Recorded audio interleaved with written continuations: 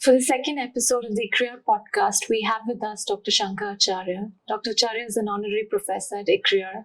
He's been the longest serving chief economic advisor in the Ministry of Finance, and he was non-executive chairman of KOTAK Mahindra Bank for 12 years. Thank you for making time, Dr. Acharya.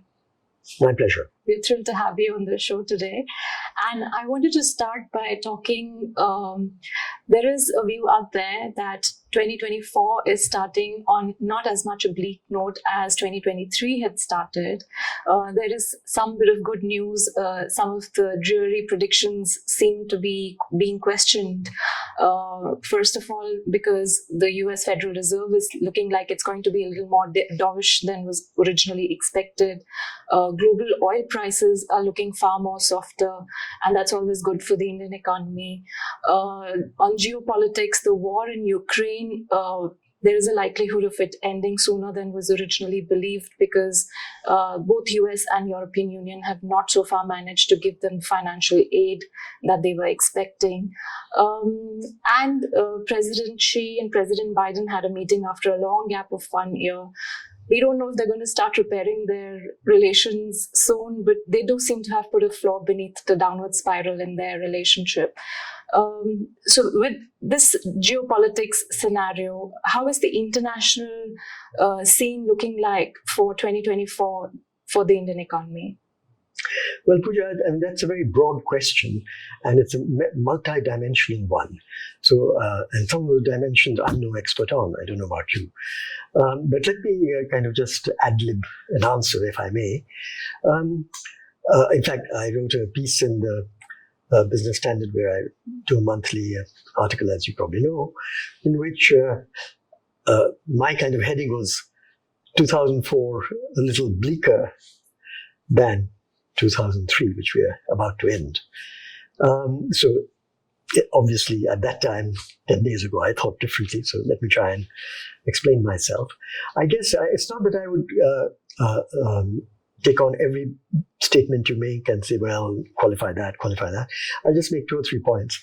One, I think there's still enormous uncertainty in both the geopolitics and in the geoeconomics, if you like, in the world today. And we're seeing a lot of shifting sands. We have been in the last couple of years. I think we're going to continue to see that in the coming year. Don't forget, against the background of all this, we're also going to see worsening climate issues, climate change and so on. Because what happened at COP28, to me anyway, yes, some minor advances were made, but is not a game changer. And as you know, that reports from places like UNEP, the UN Environmental Program, and others like the World Meteorological Organization have pointed out that the year about to end, 2023, is the hottest the world over, taking surface temperature averages, 1.4. And so things like staying in 1.5 in the future doesn't look to me promising. So all that will have economic and geopolitical effects, I think, as climate worsens over time. Now, you may say I'm a climate pessimist. Well, I'm not a climate denier like some people are. But that's only part of it. The other is that, I go by, I'm only one person, so I go by these projections from the international organizations, at least a couple of them, quite recent ones from the IMF in October and the OECD, which focuses on the developed countries, in November, end of November. And they also point to a slight further slowing of global economic growth. Now, they may be wrong. They have been in the past, so it's not as if it's cast in stone that they'll be right. But there is that. And I think we have to also keep in mind that while almost every forecaster so far, whether institutional or individual, or at least a big majority of them, have been wrong on what's happening on the US economy, which has continually surprised us by its vibrancy and buoyancy in the last 2 years, when people have said recession coming next month, next 6 months, whatever, hasn't happened. But that doesn't mean that it'll never slow down. And the US economy still constitutes about a quarter of the world economy. And if you take what's in these two, the IMF and OECD forecasts, they get very similar numbers on both the year about to end for all major countries and the world, and the coming year. And what they show very clearly, or at least they expect very clearly, is at least a slowdown in the US economy from 2+% a year to 1.4, 1.5. Now you may say, well, that's 0.5%. What does it matter? But when you account for a quarter of the world economy, it matters. So that's one reason why I think that the world as a whole, in terms of its economic growth, might be a little bit slower than we've seen this year, which wasn't good. I mean, we've seen this pattern in the last 3 years. In the old days, it was not unusual for the world economy to be growing at close to 4% a year. Now, we struggle to grow at 3%. And this is post-COVID. So it's not a good scene. The other things I think one has to, from a more Indian perspective, I would say, some of the positives that you pointed to, such as the apparent warming, or at least less frosty ties between the two superpowers in economic sense, that is the United States and China. And you mentioned some examples of Biden-Xi meeting and things like that. I read them from a Indian perspective as not necessarily a complete blessing, because I think, we've heard a lot about India being in a sweet spot ever since the middle of this year, or even earlier. And I think some of that sweetness, indeed a large part of that sweetness, I think has come because there were frayed relationships over several years between the United States and China. And to the extent these are perhaps on the way to being mended, our kind of, if you like, relative value in international relations scheme of things might go down. And if you notice, other things have happened, like the Quad, which sort of came up in this context of we worry about China, Well, November meeting of the Quad ministers, a key pillar, the trade pillar, was effectively abandoned. So I think that this, in a sense, improving relations between China and US is, to some extent, for us anyway, a mixed blessing. To shift from the global scene to the more domestic scene, there is national aspiration, rising national aspiration for India to become a developed economy. How do you think all this global scenario and the domestic policy framework, how well aligned is it with these national aspirations? Again, a very broad question, and one could go on and on about it, I suppose, but I won't, don't worry.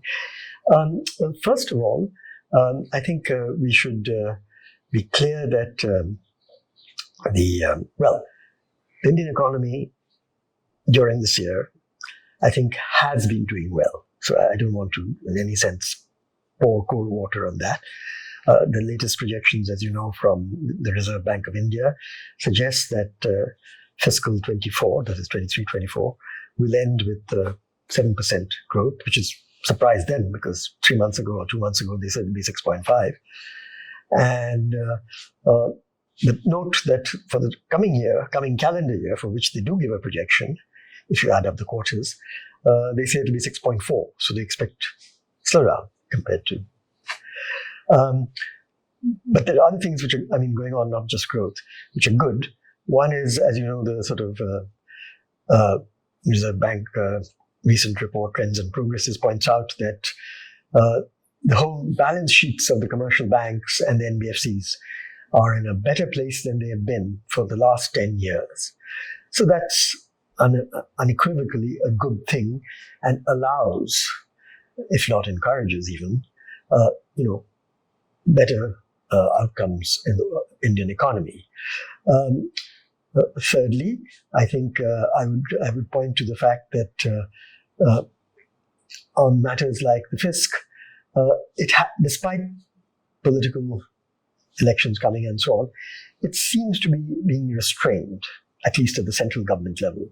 I'm not sure the same can be said at all the state government levels. And so there is a lot going on. And this is in a context where much of the world is growing much slower. And that's why we look distinctly good. Having said that, when we take this forward 25 years to 1947, 2047, that is India at 100 kind of thing. It's actually 24 years away, I guess, to be precise. I think we have to remember two different sets of things very carefully. One, our current base in terms of where we are vis-a-vis what a developed country is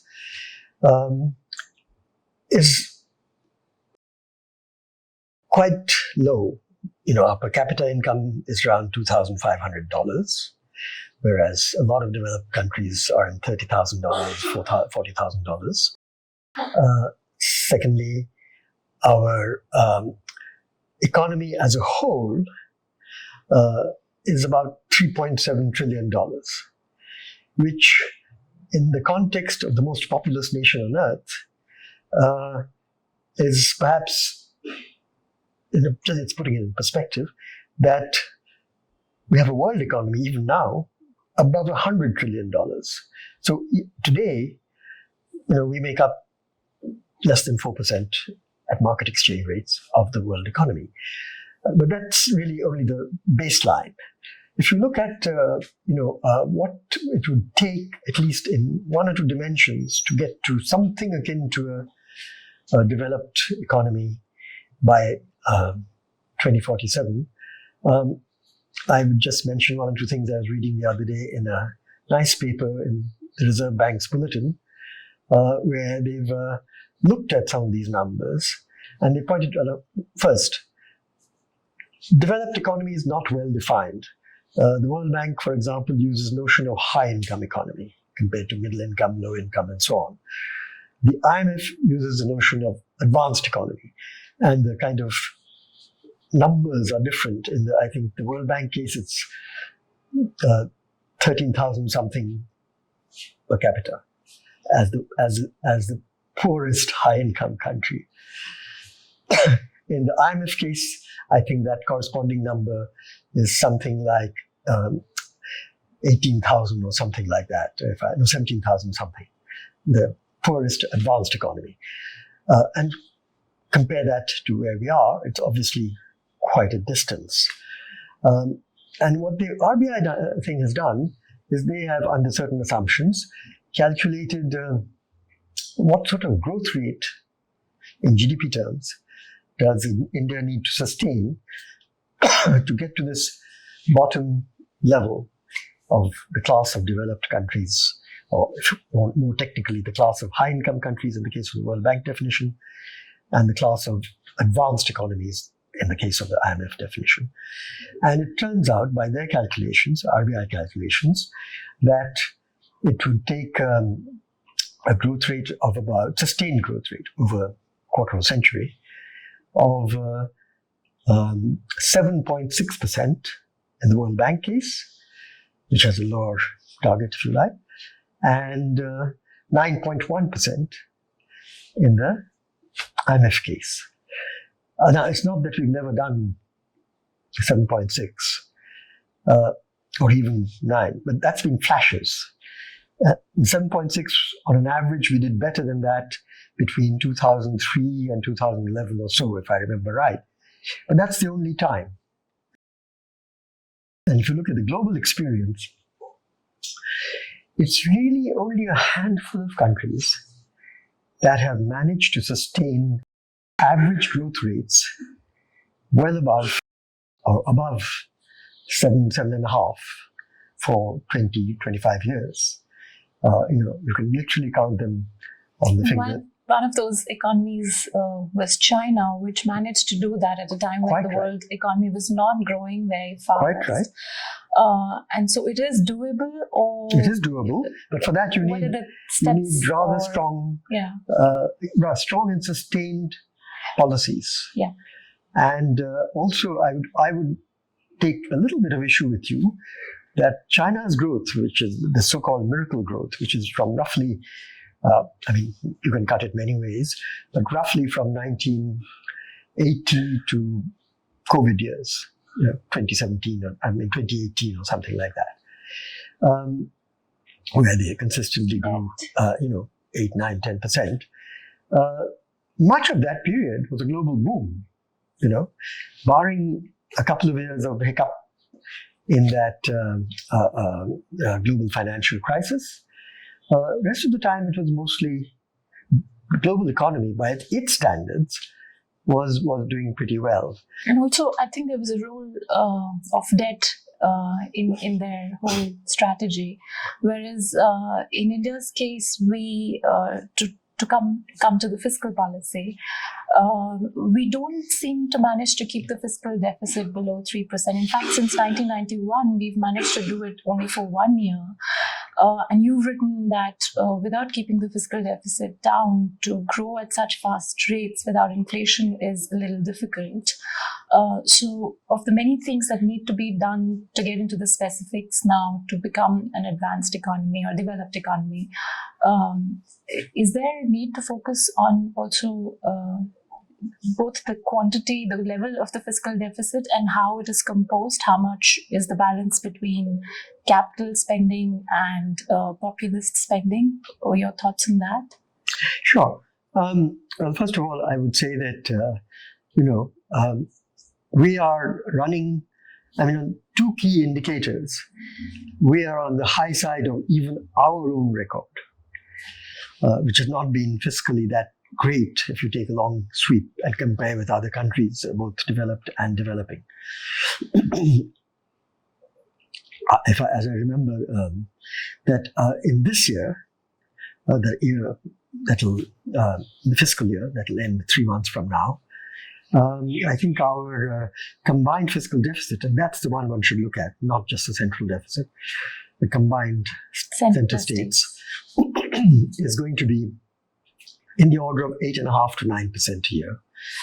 Now, that is, to my mind, certainly on the high side if you want to have a strong, sustained growth. And Dr. Acharya, let me interrupt you here. Yeah. A lot of people don't understand why, what you're saying, what it means, because they don't understand that there is a constraint of savings. So if you could also talk a bit about... You see, basically, what does the fiscal deficit of that order mean? It means that the government or governments, including the states, have to borrow that much money. The deficit is nothing but the net borrowing of the governmental system from the rest of the economy. So if it is borrowing that much from, if you like, the market for loanable funds or whatever, there's less left over for productive enterprise, and that's the key point. And that either keeps interest rates high or it leads to macro instability, neither of which is a good thing. If you have high interest rates, you tend not to have high investment, again, for obvious reasons. Because if it costs a lot to borrow, people don't like to borrow that much to finance investment. And on the other hand, if you are at that level of fiscal looseness, your vulnerability to shocks, whether internal or external, history suggests. A lot of people will tell you that the pool of savings available for governments in India, whether at the center or states to borrow, is now expanding with a lot of foreigners willing to lend. No, hang on there. I would say yes and no, because sometimes they're willing to lend, sometimes also FIRs and people are going out. That's very important. But more importantly than that, what worries me is this very recent data, which suggests that I forget whether it was the last quarter or the last 6 months, that household net savings have declined to one of their lowest levels. Yes. And that, I hope it's a flash in the pan, because our history has been that we have, as a government side of the system, has been able to run high deficits without bad macro instability, because households, defined to include unincorporated enterprises in our system, have been running large financial savings every year. Now, if that's changing, then I think, we're not equilibrating. We're going the other way. Now, if it's only a flash in the pan, nothing to worry about.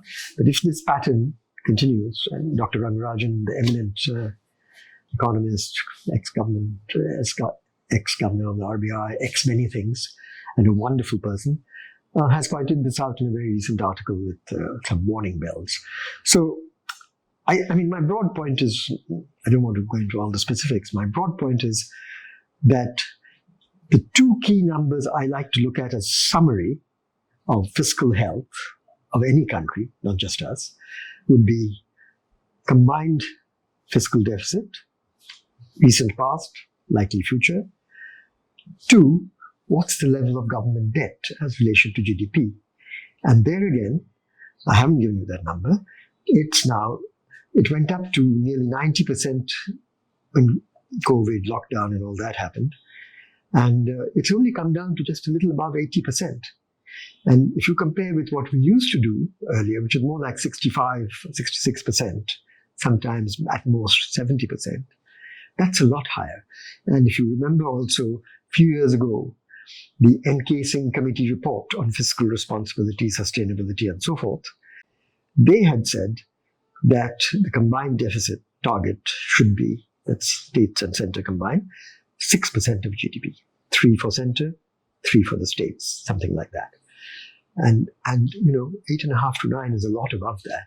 So that's why I would say that is one of the things that we need to have more fiscal consolidation, not in a jerky way, but over time.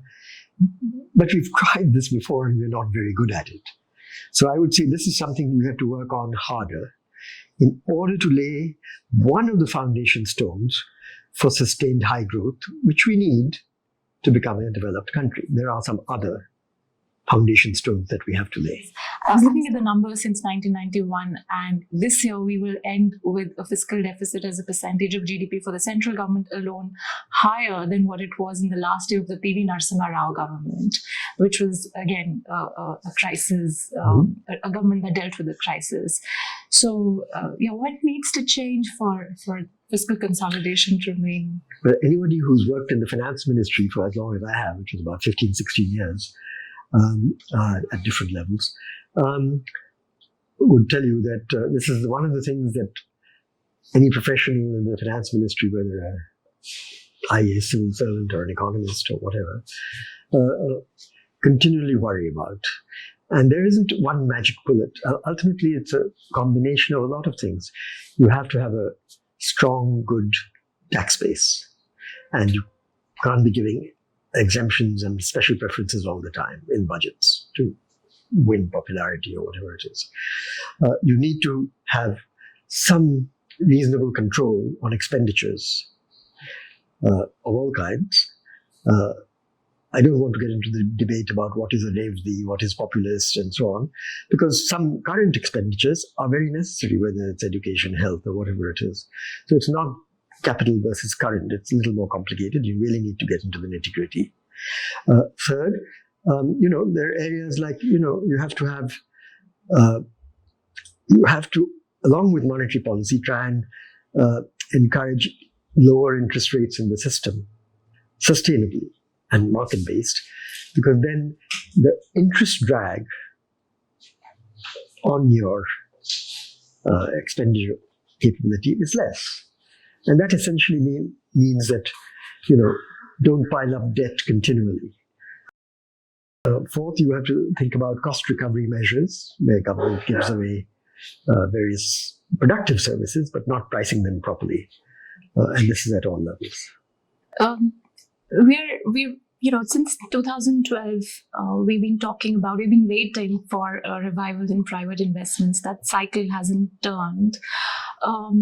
Without that cycle turning, do you think we can, given exports are not doing as well because of the global slowdown also that you talked about, without private investments, for how long, and this relates to the question on fiscal deficit, GDP growth is coming out a lot from what the government spends. So is one way to fix both the fiscal deficit problem and the high growth rate problem to address everything that is required for that private investment cycle, which has not turned since 2012, for that to be looked at?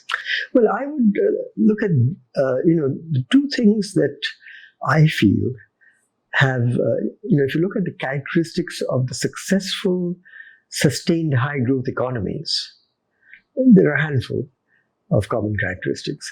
Two that I think come to my mind as very important are sustained high levels of investment, which you've alluded to, typically private investment, but also where necessary, government or public investment in infrastructure and so forth. That's one. The other, which is very important, and we in India, I think, undervalue this and sometimes get into trouble as a result, is sustained high growth of exports. And that will not happen by itself, and you cannot always blame it on the outside world. Of course, you can blame some of it on the outside world, but you have to look at other countries. The name of the game, in my view, is not because world growth is perhaps difficult or whatever it is you have to gain in market share. I mean, look what, say, countries like Vietnam have done for a long time now, not just last year or this year. They have continuously increased their market share from somewhere around, I may be off by a little decimal, 0.4% of GDP, or 10, 12 years ago, to 1.6% of GDP, of world trade, to 1.6, 1.7% of world trade. And Vietnam, this is merchandise exports, goods exports. And Vietnam, you have to remember, is a country of about 100 million people. We have 1.4 billion. And today, yes, over a longer period, we've gone from 0.5% of world trade to something like 1.6. But that's not much. That's way below what we need to do. So saying that the world trade situation is not so good, yes, that may well be true, and it's a significant factor. But we have to look at our trade policies to see if they are really the best for encouraging exports. Any economy which has high import tariffs will not be very good normally at encouraging exports, because what happens with high import tariffs? Intermediate goods and all those also go up in price. And to make anything, you need to have all sorts of raw material, imports, intermediate goods. And if those are priced too high, you'll never be competitive. So I think our foreign trade policy, which was going roughly in the right direction till perhaps the middle of the last decade, has got a bit weak in terms of allowing customs duties to creep up for one reason or another, whether protectionism or revenue or whatever it has been.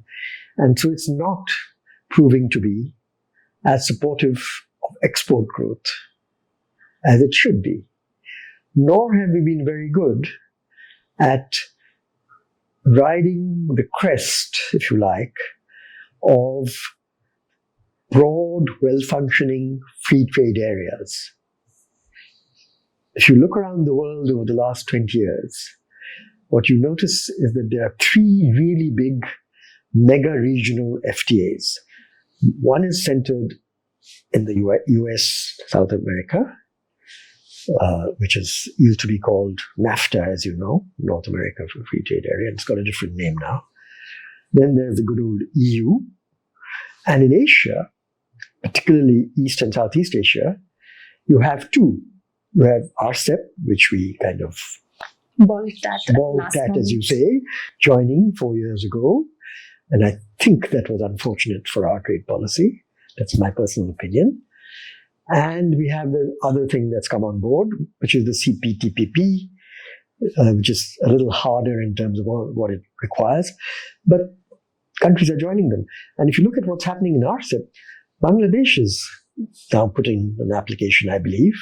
And who knows when Sri Lanka also does. There's some worry that, well, look, it's too China dominated. But look, there are 15 other countries in RCEP. They're much smaller than India. Tiny economies. So why are they? Dr. Acharya, I don't know if it is lack of conceptual clarity, but a lot of people would tell you that India is such a large domestic market. Why do we even need to get export competitive? Because we can take care of our own needs. Is that a misconception that you'd like to? Well, I don't know about a misconception, but I think it's overdone. Because as I said, you compare, we're about $3.7 trillion economy now. And in a 100 trillion plus world economy, to me, that doesn't sound like a very large economy. I think China keeps changing with exchange rates, but China is around an 18 to $19 trillion economy. When they were our size, $3 to $4 trillion, I don't know, 10, 15 years ago, whatever it is, they didn't think of themselves as, okay, we've got a good enough domestic market. Now they're thinking of it. But then at that time, they didn't. They went gangbusters for more exports. And they became the world's biggest trader. And you're saying it's possible even given the trade pessimism, both in terms of quantity and in terms of the nature of trade globally right now? No, I think what's going on in world trade is there is a little turning of the back on globalization, but we shouldn't overdo it. We have suffered from what's called export pessimism in the decades of the 50s, 60s, 70s. That's the time when we said, look, we can't grow by exporting more. Forget about that. Let's focus on, whatever else that you did. That was a period when we grew at 3.5% for 30 years, if you remember. Whereas during that time, some of the East Asian economies, one or two are city-states, Singapore, Hong Kong, but the others, like Korea, did very well. And, they took all the opportunities, not all, but a lot of the opportunities. And shortly after that, China came on board and became, as I say, their share of world trade went from below 1% of world trade to now, I don't know what exactly the number is, but it's, I think, in double digits. And in so many export segments, India's been vacating space for tiny economies, like you say, for Bangladesh and Vietnam to take up that space and race ahead past India. So I'm just pointing out that, I think trade policy is a very important foundation stone where we need to think hard and change some things in a manner which is more conducive to strong and sustained export growth. That will give demand. After all, investment you talk about is a source of demand, not just of building capacity, that too. Similarly, exports is very important for building demand.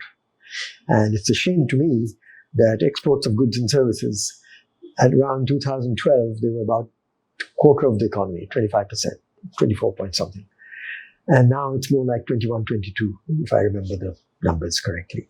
So we need to go the other way. And especially labor-intensive exports. Absolutely, because that, I think, can be a big source of employment. In fact, a big feature of the so-called East Asian model of sound development, fast development, has been what's often called the Lewis model, that you have a lot of cheap labor, so just be sure that you're going to labor-intensive foreign trade, especially exports.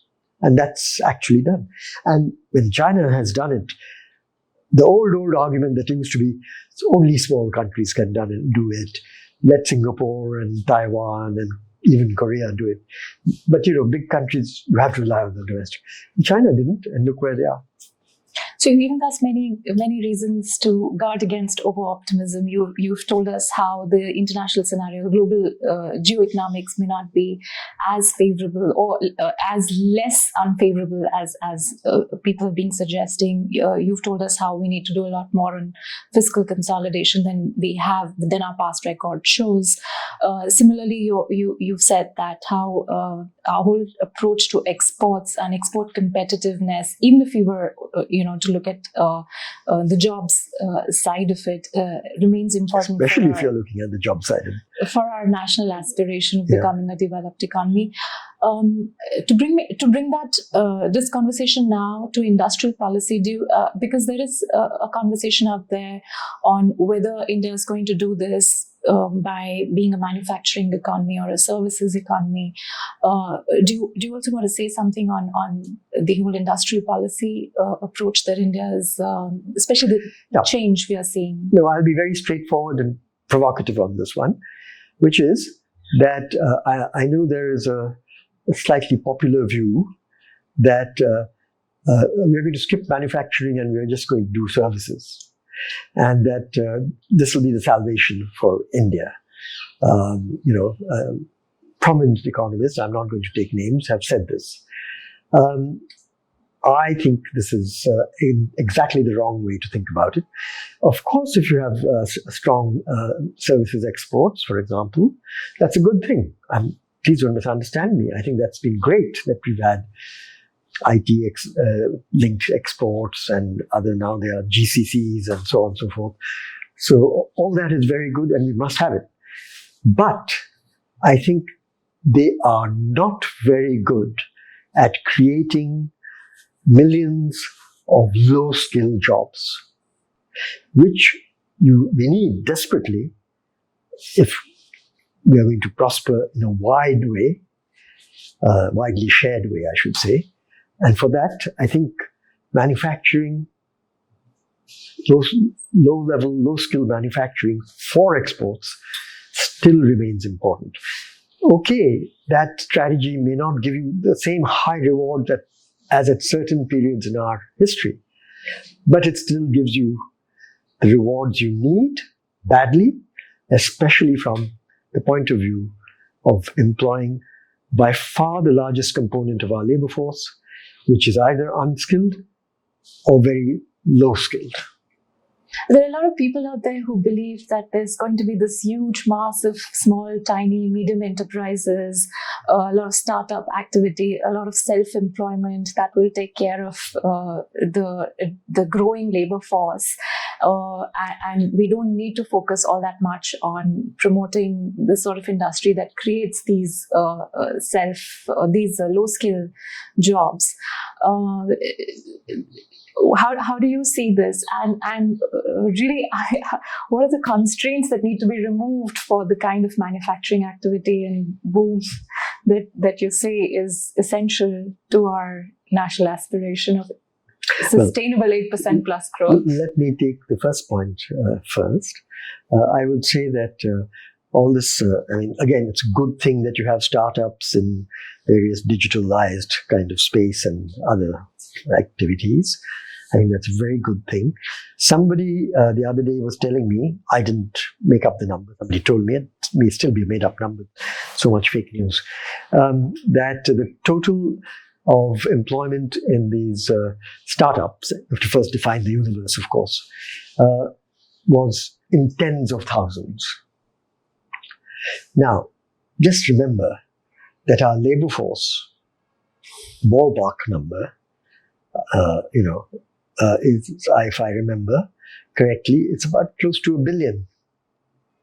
You take the labor force in terms of those who are in the age for employable and looking for jobs and all that. And of that, at any one point, that's more that's not the labor force, that's the age group, that 15 plus, if you like. Working age group. The working age group, as opposed to below 15. And we have one of the lower workforce ratios in the world. It depends which source of data you look at. The PLFS or the CMI one. The CMI one puts that ratio at below 40%.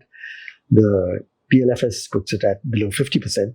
Whichever it is, I would say the real point is that number should be 60% plus, because that tells you that the jobs are the female labor force participation, basically somewhere around 25% plus minus 2 points.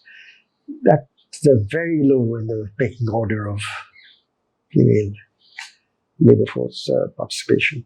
So I think these things, against that background, I'm not sure that I have much credence in everything being solved by all these bright kids who start startups. That's very good we have them. It gives hope, it gives technology, it gives learning and all that.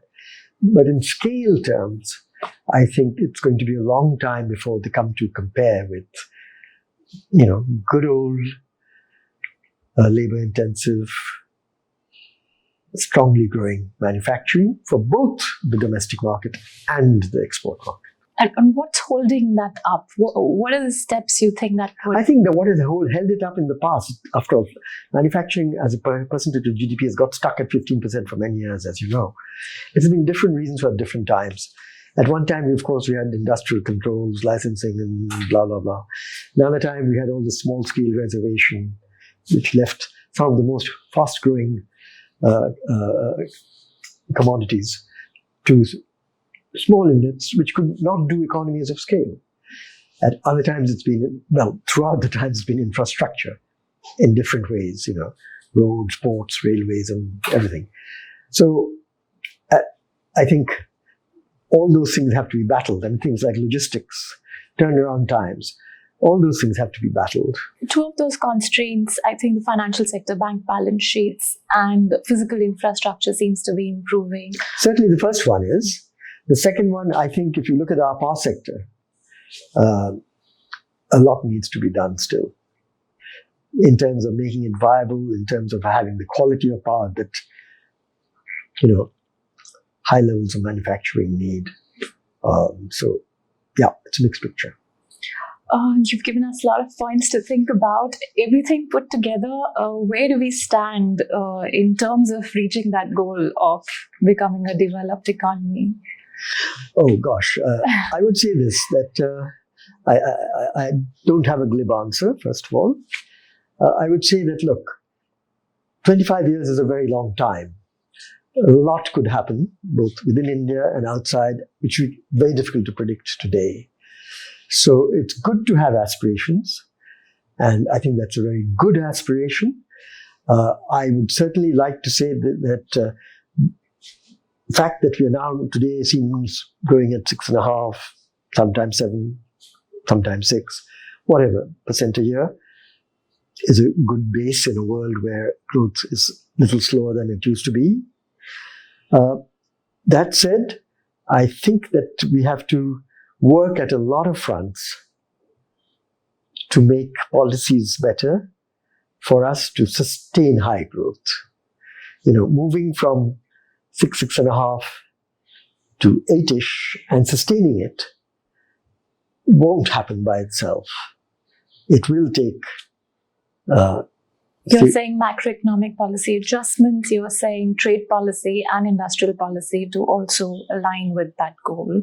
Yeah, and overall also, the fact that today the financial sector is doing well, it has to also grow. Our ratio of financial assets to GDP is not that high. The fact that it's not in NPAs is a good thing, but we still need to financialize more as well. Thank you. Thank you, Dr. Acharya, for that conversation. Thank you.